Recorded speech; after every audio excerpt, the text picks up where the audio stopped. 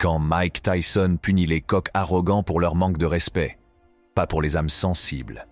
Que se passe-t-il lorsqu'un adversaire intrépide et arrogant monte sur le ring avec le légendaire Mike Tyson? Nous avons rassemblé les meilleurs combats au cours desquels Iron Mike a affronté des coqs arrogants qui tentaient de lui manquer de respect. Croyez-nous quand nous disons que CS Knockout ne sont pas pour les âmes sensibles? Quelqu'un peut-il survivre à la puissance mortelle de Tyson?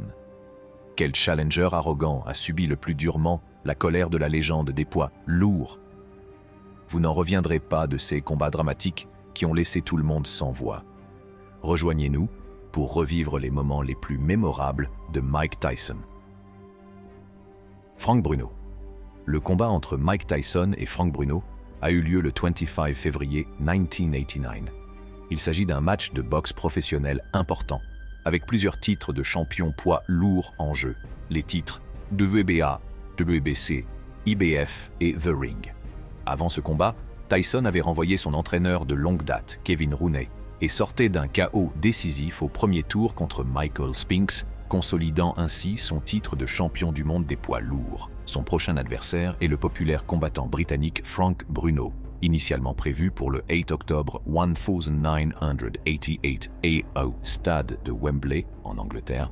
Le combat est reporté à plusieurs reprises pour diverses raisons, notamment l'implication de Tyson dans une bagarre de rue avec Mitch Green et un accident de voiture. En raison des problèmes personnels de Tyson et des désaccords financiers entre son manager Bill Cayton et le promoteur Don King, le combat est finalement reprogrammé pour le 25 février 1989 au Las Vegas Hilton. Le match commence par un échange intense de coups de poing, au terme duquel Tyson renverse Bruno avec un puissant crochet du droit. Bruno réussit à se relever mais perd un point en raison d'une prise excessive après plusieurs avertissements de l'arbitre.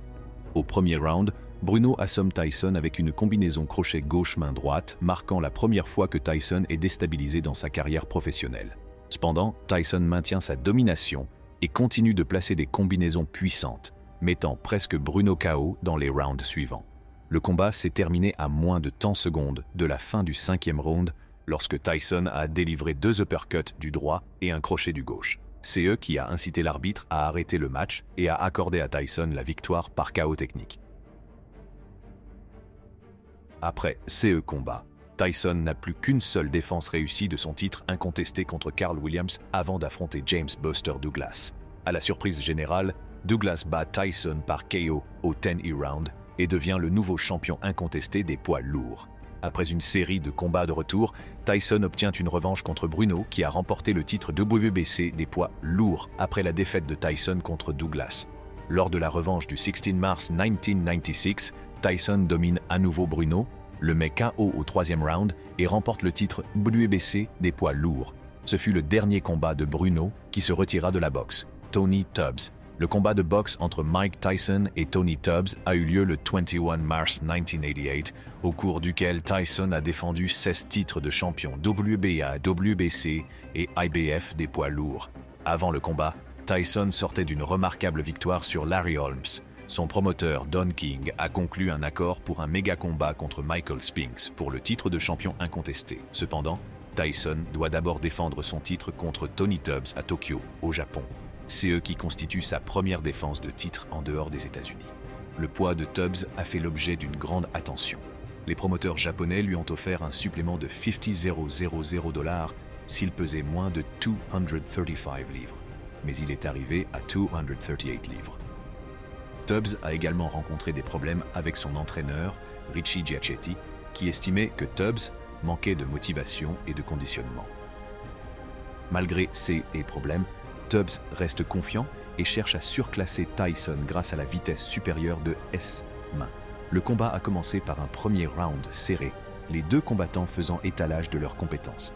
Tubbs a placé quelques jabs et Tyson a essayé de déchaîner ses coups de poing puissants.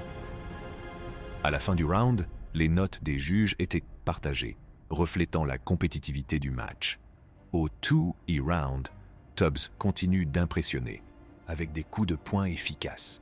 Cependant, Tyson a trouvé une ouverture et a délivré une combinaison puissante, faisant chanceler Tubbs et l'obligeant à clinquer pour se rétablir. Tyson a insisté et un crochet gauche dévastateur a envoyé Tubbs au tapis, entraînant l'arrêt du combat à 2:54 du 2 round, Tyson étant déclaré vainqueur par KO technique. Après cette victoire, le prochain défi de Tyson est un combat très attendu contre le champion du monde des poids lourds Michael Spinks, qu'il remporte par KO en 91 seconds. Tyson bat ensuite Frank Bruno et Carl Williams lors de défenses de titres réussies.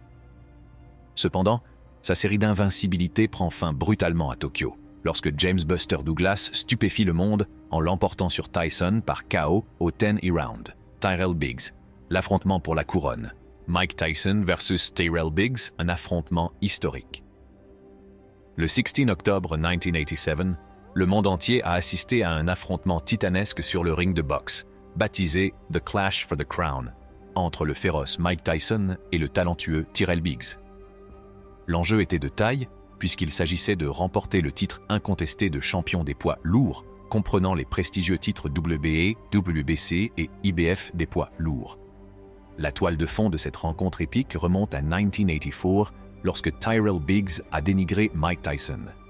Lors d'une visite pour souhaiter bonne chance à l'équipe olympique de boxe américaine, Biggs s'est moqué de l'exclusion de Tyson de l'équipe CE, qui a déclenché une rivalité latente entre les deux combattants. 2 mois seulement avant d'affronter Biggs, Tyson avait réalisé un exploit historique en unifiant les 3 titres majeurs des poids lourds après avoir battu Tony Tucker. Malgré l'espoir d'une confrontation avec le champion des poids lourds Michael Spinks, le chemin de Tyson diverge lorsque Spinks choisit de ne pas l'affronter. Au lieu de cela, Tyson choisit d'affronter son challenger obligatoire, Tyrell Biggs, un adversaire redoutable, médaillé d'or aux Jeux Olympiques de 1984 et doté d'un palmarès professionnel sans faille. Avant l'affrontement, Biggs n'hésite pas à critiquer publiquement Tyson et à proclamer ses propres prouesses. Il s'est promis de vaincre Tyson grâce à ses talents de boxeur et à sa mobilité. Holmes a eu recours à des prises pour ralentir l'assaut incessant de Tyson, mais il a eu du mal à suivre le rythme du jeune champion. Au 4e round, Holmes montre quelques premiers succès avec son direct du gauche, mais l'agressivité de Tyson l'emporte. Une puissante combinaison gauche-droite envoie Holmes au tapis. Bien que Holmes se soit relevé, Tyson l'a poursuivi sans relâche, le faisant tomber 2 fois de plus dans le round. L'arbitre Joe Cortez arrête le combat après que Tyson ait délivré un crochet droit dévastateur dans les dernières secondes du round, accordant à Tyson la victoire par KO technique. Les suites du combat ont eu des conséquences importantes pour les 2 combattants. Tyson bat Tony Tubbs lors de son combat suivant, préparant ainsi une confrontation très attendue avec Michael Spinks. Un accord lucratif est conclu pour le combat Tyson-Spinks, Spinks touchant 13,5 millions US de dollars et Tyson au moins 20 millions US de dollars. Quant à Larry Holmes, il annonce sa 2e retraite après sa défaite, mais fait un retour réussi en 1991.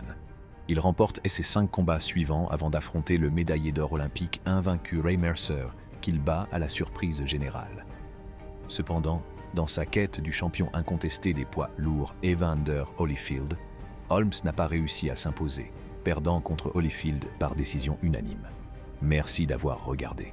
Lequel de ces combats vous intrigue le plus? Partagez vos idées dans les commentaires ci-dessous et n'oubliez pas d'appuyer sur le bouton j'aime et de vous abonner à notre chaîne pour plus d'histoires de boxe passionnantes et d'analyses sportives.